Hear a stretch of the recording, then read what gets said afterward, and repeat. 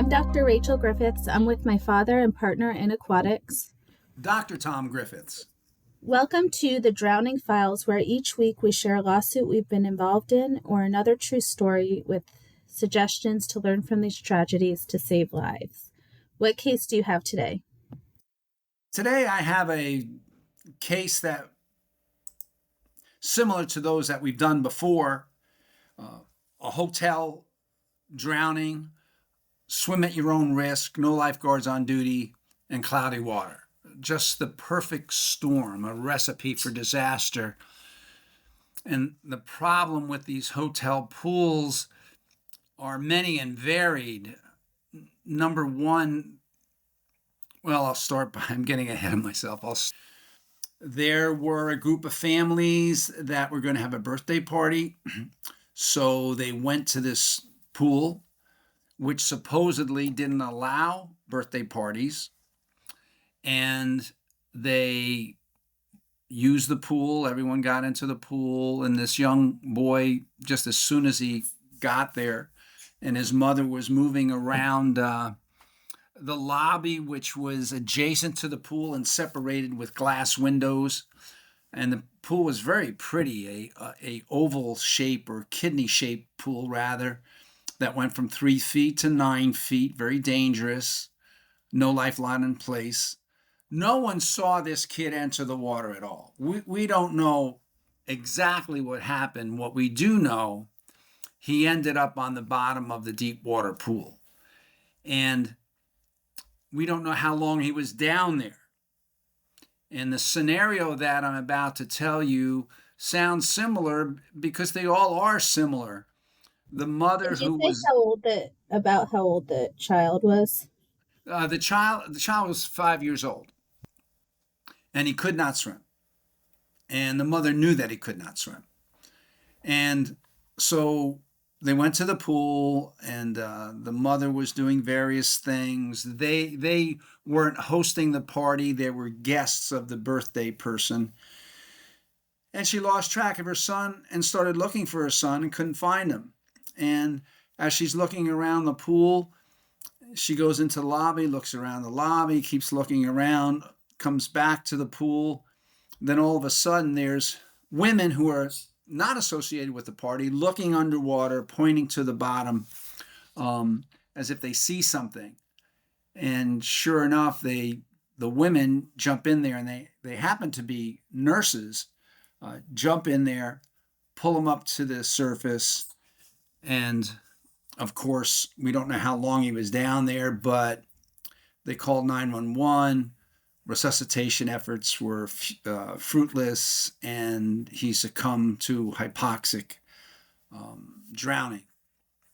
And so we investigated the case, and this was a pool that did not have a lifeline. The representatives from the hotel said they didn't allow birthday parties, but no one knew that because it wasn't signed anywhere. They didn't have any handouts. They didn't have any pool rules. They just simply said that they didn't allow parties. But this was a party that was going on, and of course, when it was going on, they said that they didn't know it was a party. The pool was crowded. It was inundated with little kids and parents, a lot of people milling around the pool. And the bottom line is the water was cloudy.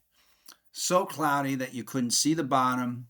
And a big piece of evidence in this case was there was a wig, a black wig, apparently a woman's wig, hair wig, on the bottom of the shallow end of the pool in 3.5 feet of water.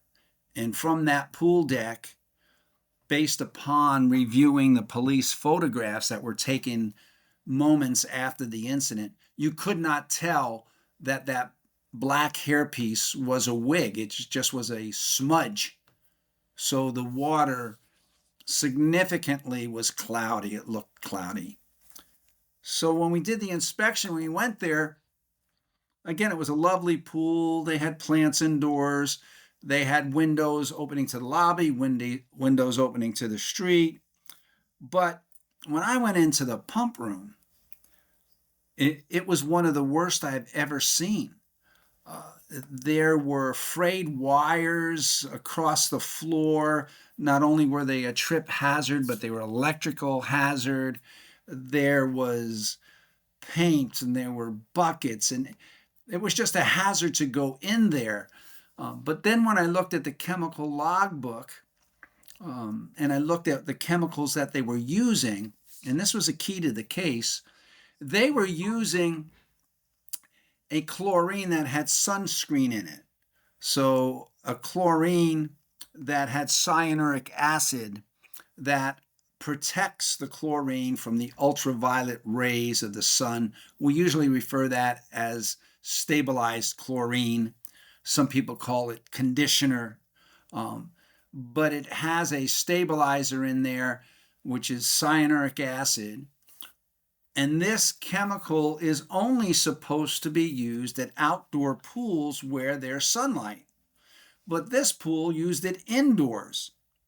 The bad thing about cyanuric acid is once you get about 50 parts per million, 70 parts per million, it starts to cloud the water. Your chlorine becomes less effective because the sunscreen binds it up. And so we asked for the records for when they tested the cyanuric acid in the pool to keep those levels low in the water so that the water would stay clear. There were no records. We asked them for the cyanuric acid test kit, and they had no cyanuric acid test kit. So we felt that there was a lot of circumstantial evidence here to say not only was the water cloudy, but here's the reason why it was cloudy. You were putting in cyanuric acid, stabilized chlorine. You didn't know how much you were putting in, and you didn't measure it. The only way you get rid of cyanuric acid or high stabilized chlorine readings in a swimming pool is to let water out of the pool. And sometimes you have to let a lot of water out of the pool. So there was none of that going on. As far as certified pool operators, they weren't checking the chemicals. And this happens a lot in the hotel industry where the person in charge of the pool is also in charge of the air conditioners and the plumbing, the toilets, and the carpets, and so forth and so on.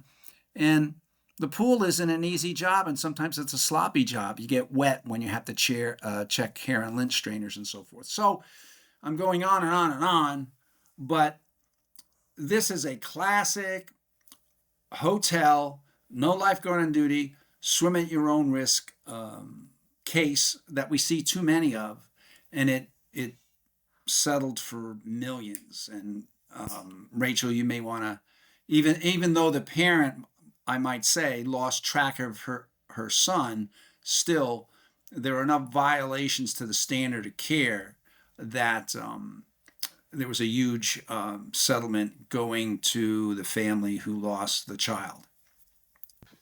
So, should that pool have been closed? And also, should a parent not let their child swim in a pool that's cloudy, or you just have to be extra vigilant? A great question. The pool should have been closed to the public, and that pretty much is a universal standard throughout the United States. If you can't see the deepest point of the pool from the pool deck, pool's got to be closed. That's true in all 50 states. And even if it isn't written in their code, which most states write it right into their code, if you can't see the bottom of the pool and the deepest part of the pool, and usually we use the main drain or the bottom outlet that's covered to see that clearly, the pool should be closed to the public. So that's your biggest weapon when you're trying to sue the hotel and recover money for the plaintiffs, the people who are suing, even though you can't bring back the son. So should have been closed. Here's the thing, you asked a good question about should the parent have, been more vigilant with a cloudy pool. People don't realize when it's clear or cloudy, they really don't pay attention, in my experience. If the pool is open to the public or to the guests of the hotel, they figure it's good enough to swim in it. And and they really don't notice the water clarity like we water professionals do, because we know what the criteria is for a clear pool, but the public doesn't. And if it's open, they'll swim in just about anything.